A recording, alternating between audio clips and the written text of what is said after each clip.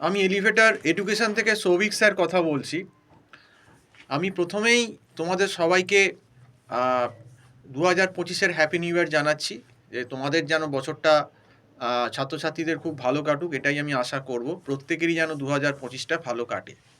তো যাই হোক, আজকে যে বিষয়টা নিয়ে আমি কথা বলতে চাইছি সেইটা হচ্ছে যে ম্যাকআউট থেকে যারা পাস করছে, যে কোনো রকম ডিগ্রি করছে, সে এমবিএ হোক, এমসিএ হোক, বিসিএ হোক, বিবিএ হোক, বা অন্য কোনো বিটেক ডিগ্রি হোক, যাই হোক না কেন, দেখো, ম্যাকআউট ইউনিভার্সিটির ডিগ্রি নিয়ে কিন্তু কোনো প্রশ্ন উঠতে পারে না। কারণ দেখো, ম্যাকআউট ইউনিভার্সিটি একটা স্টেট ইউনিভার্সিটি এবং ইউজিসি রেকগনাইজ স্টেট ইউনিভার্সিটি, এবং এর সঙ্গে ম্যাকআউটের এআইসিটি অ্যাপ্রুভাল আছে। তো এক্ষেত্রে ম্যাকআউটের ডিগ্রিটা একটা খুব অ্যাডভান্টেজ জায়গায় আছে। সেটা হচ্ছে, তুমি কোনো দিনই যদি যারা ম্যাকআউট থেকে পাস করছে, যে কোনো কোর্সই হোক না কেন, সে গ্র্যাজুয়েট হোক বা পোস্ট গ্র্যাজুয়েট কোর্স হোক না কেন, তো কোনো ক্ষেত্রেই তোমাদের কোনো সরকারি হোক বা বেসরকারি কোনো বড় এমএনসি হোক, কোনো জায়গাতেই কিন্তু মানে আটকাবে না। এই ডিগ্রি কিন্তু সব জায়গায় অ্যাকসেপ্টেবল এবং এটা কিন্তু ওয়ার্ল্ডে রেকগনাইজড। কাজেই এই ম্যাকআউট ইউনিভার্সিটি এটা সব থেকে বড় অ্যাডভান্টেজ, যে ম্যাকআউটে যদি যারা টেকনিক্যাল কোর্সও যারা করতে আসে, তাদের কোর্সটা কিন্তু যেমন regular course, UGC recognised state ইউনিভার্সিটির এবং প্লাস এআইসিটি অ্যাপ্রুভড, তো কোনো জায়গায় আটকাবে না। এবং যেগুলো অন্য কোর্সও আছে যেগুলো ম্যানেজমেন্টের, সেগুলো পোস্ট গ্র্যাজুয়েশন লেভেলে এমবিএগুলো হচ্ছে এআইসিটি সমস্ত এআইসিটি অ্যাপ্রুভ কোর্স।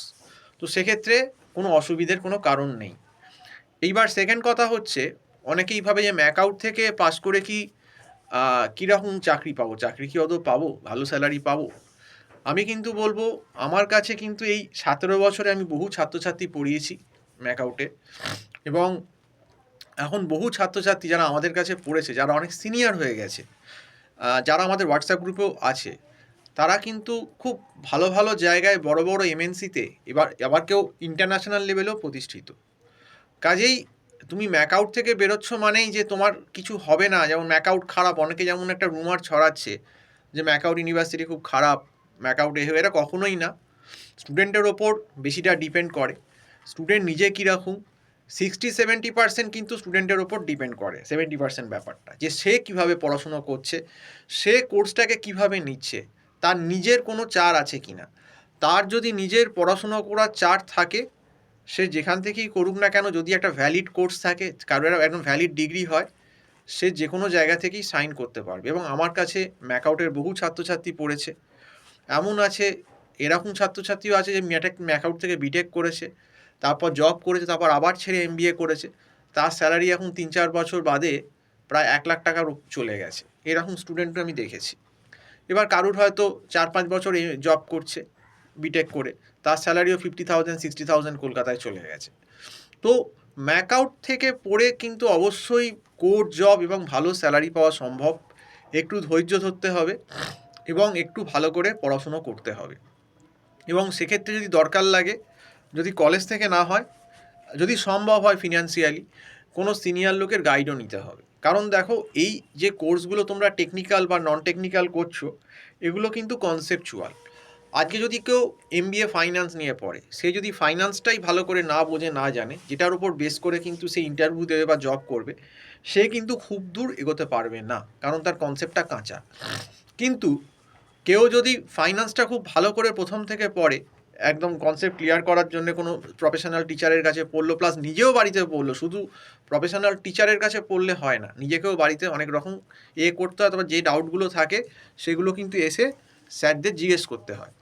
তো এইভাবে যারা কিন্তু অ্যাপ্রোচ করবে, আমি ডেফিনেটলি বলতে পারি তাদের সাইন করা কেউ আটকাতে পারবে না। আসল কথা কি জানো, এখন ম্যাকআউটে ব্যাপারটা হয়ে গেছে, তোমরা যদি বিলিভ করো, আমাদের সময়টা বা আমরা যে সময় মানে টিউশনটা স্টার্ট করি, আমিও তো ডাব্লিউবিটি থেকে পাস আউট, আমি পাস আউট ধরো 2006 এরকম 7 হবে। তো সেই সময় যখন আমরা পাস আউট করে বেরোই, তখন আমি বেরিয়েই কিন্তু পড়ানো শুরু করেছি। তখন কিন্তু ম্যাক্সিমাম আমার ডাব্লিউবিটিতে যেসব স্টুডেন্ট পড়তো, মানে ওল্ড ম্যাকআউটে, তাদের সিরিয়াসনেস অনেক ছিল। তাদের কিন্তু মেজরিটি স্টুডেন্ট আমাদের কাছে কিন্তু পড়তে আসতো। এবং টিউশন নিত, শুধু কলেজের ভরসায় কিন্তু তারা থাকতো না। সে হেরিটেজ বলো, টেকনো ইন্ডিয়া বলো, ভারতীয় বিদ্যাভবন বলো, আর মিনিস্ট্রি অফ ম্যানেজমেন্ট বলো, মানে তারা কিন্তু মানে নিজেদের যে নলেজটা সেটাকে কিন্তু আস্তে আস্তে আস্তে আস্তে আমাদের মতো সিনিয়র লোকের কাছে এসে কিন্তু বাড়িয়ে নিত। এবং কিন্তু তারা কোর সাবজেক্টগুলো যেগুলো ভাঙিয়ে তাদের খেতে হবে, যেমন ফাইন্যান্স, অপারেশন রিসার্চ, বিটেকের টেকনিক, ইলেকট্রিক্যাল, মেকানিক্যাল, বা এমসিএ এর হয়তো তোমার প্রোগ্রামিং, সি প্লাস প্লাস। তো এই যে পেপারগুলো, এইগুলো কিন্তু আগে তারা জোর দিত। এখন প্রবলেমটা ম্যাকআউটের স্টুডেন্টদের যেটা হয়ে গেছে, আমি জানি না এটা কেন হয়েছে, হয়তো জেনারেশন চেঞ্জ হচ্ছে এরকম ব্যাপারটা, যে এখন আমি দেখি ম্যাকআউটের 10টা স্টুডেন্টের ভেতর 2জন হয়তো সিরিয়াস, 8জনই ক্যাজুয়াল। তো ডেফিনেটলি তুমি যদি ক্যাজুয়াল হও কোর্স করতে এসে, তুমি তো চাকরি পাবে না, তুমি ডিজার্ভ করছো না চাকরিটা, কারণ তুমি সেই নলেজ গ্যাদার করতে পারছো না। এটা কিন্তু ঘটনা।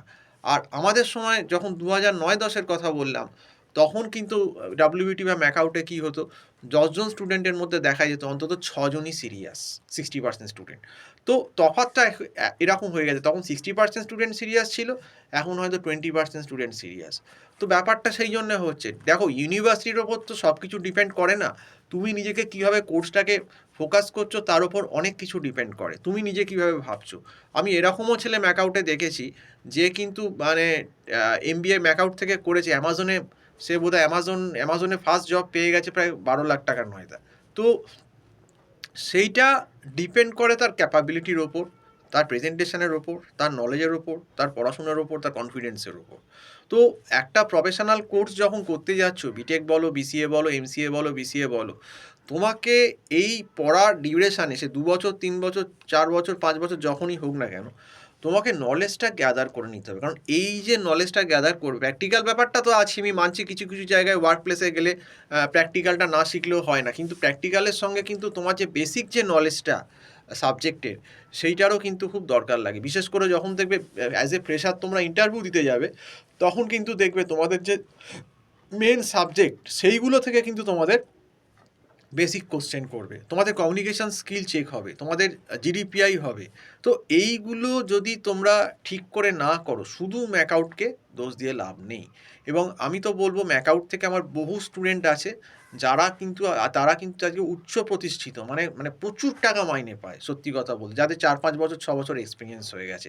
প্রথমে হয়তো একটু 1-1.5 বছর 2 বছর স্ট্রাগল করতে হয়, কিন্তু তারপর কিন্তু তারা কিন্তু ভালোই কিন্তু সাইন করে যাচ্ছে। কাজেই ম্যাকআউটের ডিগ্রির দিক থেকে কোনো প্রবলেম নেই। অনেক কলেজে আবার দেখবে, যেগুলো আমি নাম বলতে চাই না, এমন কিছু কলকাতাতে প্রাইভেটও আছে দেখবে, সেগুলো হয়তো মুখে বলে কিন্তু অ্যাকচুয়ালি করসপন্ডেন্স ডিগ্রি দেয়, তাদের হয়তো এআইসিটি অ্যাপ্রুভালও নেই, উইদাউট ম্যাট ক্যাট তারা অ্যাডমিশন নিয়ে নিচ্ছে। তো এইসব প্রলোভনে পা দিও না। MAKAUT is a recognised university all over the India and world.